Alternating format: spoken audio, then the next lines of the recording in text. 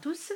Donc, comme promis, c'est bon, j'ai eu le temps. J'ai pu refaire une deuxième vidéo par rapport au rendez-vous que j'ai eu cet après-midi avec un énergéticien, je vais y arriver, qui fait de l'analyse de réinformation cellulaire.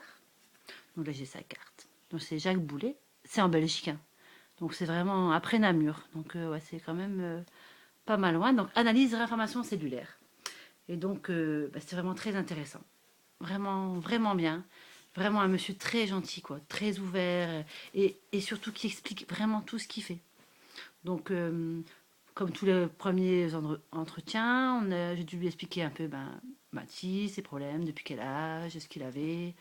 Il avait rendez ma grossesse, donc forcément, je lui ai expliqué comme je vous ai expliqué dans la première vidéo les problèmes que j'ai eus pendant ma grossesse.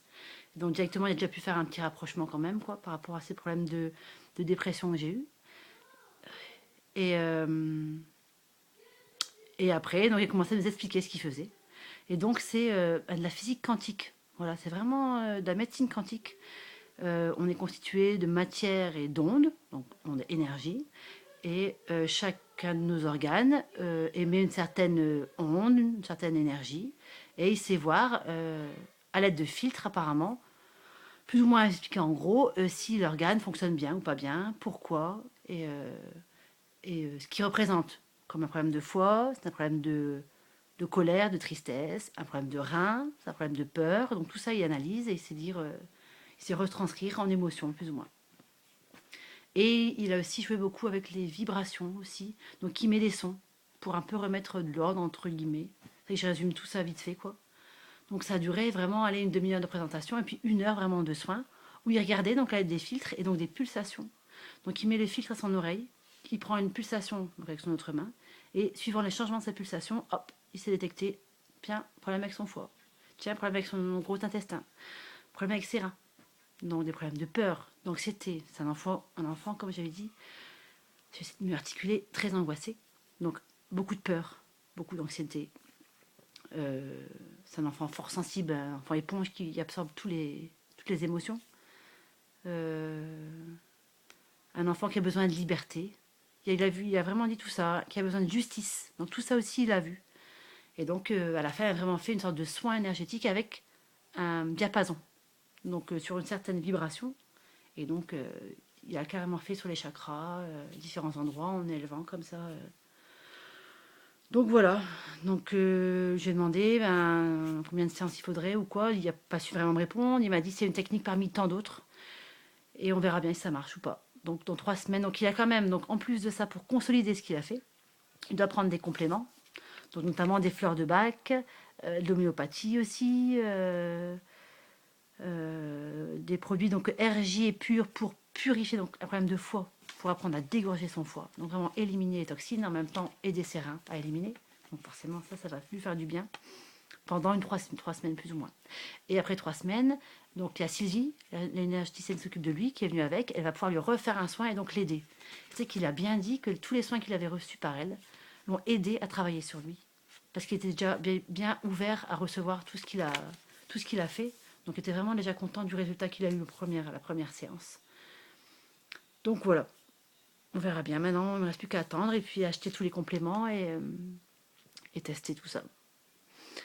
On verra. Donc sinon, Sonny, merci pour ton commentaire et pour t'aider. Donc oui, je me souviens très bien, Mathis en maternelle, c'était très très compliqué pour ses profs à 3 ans. Quand il a voulu rentrer à l'école en petite section, sa maîtresse ne voulait même pas l'avoir dans sa classe puisqu'il se grattait à 100. C'était très compliqué. J'ai dû faire un mi-temps pour qu'elle le prenne au moins le matin. Parce que vraiment, ça l'a dérangé beaucoup. Donc déjà, merci d'essayer de l'aider, ce petit garçon. C'est vraiment super de ta part de prendre le temps d'essayer de l'aider. Alors maintenant, les conseils que je peux donner, essayer de le faire penser à autre chose, lui occuper les mains. J'en parlais avec Mathis justement et je lui disais, souviens-toi, Mal, comment t'étais quand t'étais petit? Et il me disait, des fois, les profs ou les animateurs, parce qu'il est au centre aéré aussi, me disaient, pan. Donc forcément, il commençait à se gratter, pan, hop, il est là.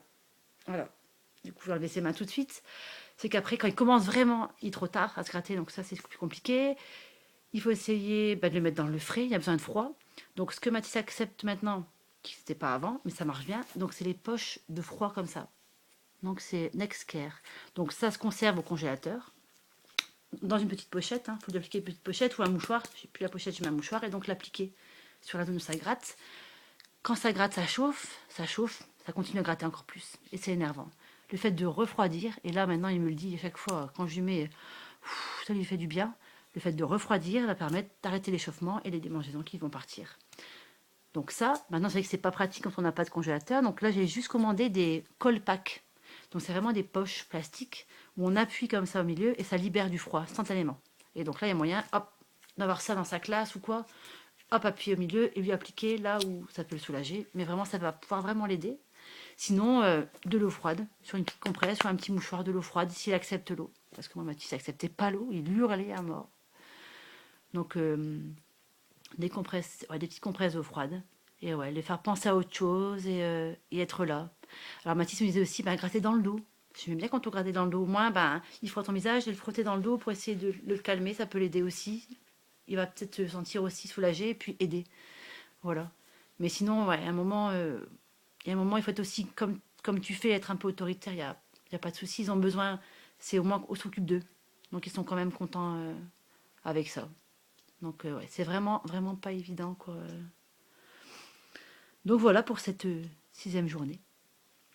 Mon défi aujourd'hui, c'était... c'est une semaine sur lâcher l'intellectuel. Donc c'était... je vais me souvenir du mantra.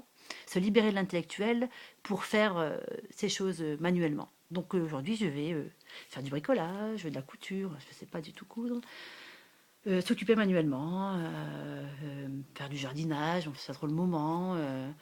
Donc non, j'ai continué à débarrasser. Par contre, j'ai continué à encore débarrasser encore une armoire dans ma salle à manger. Donc je suis contente, je continue à faire ça. Et donc sinon, avec mon rendez-vous, j'ai pas eu trop le temps de faire autre chose. Mais bon, c'est pas grave. C'était quand même une très bonne journée, rien qu'avec ce rendez-vous, qui me redonne encore beaucoup d'espoir. Et donc voilà. J'espère que j'ai pas trop parlé vite et que j'ai assez articulé. Il faut vraiment que j'apprenne et que vous avez plus ou moins compris. Et bon, ben voilà. Une très bonne soirée à tous et certainement à demain. Salut!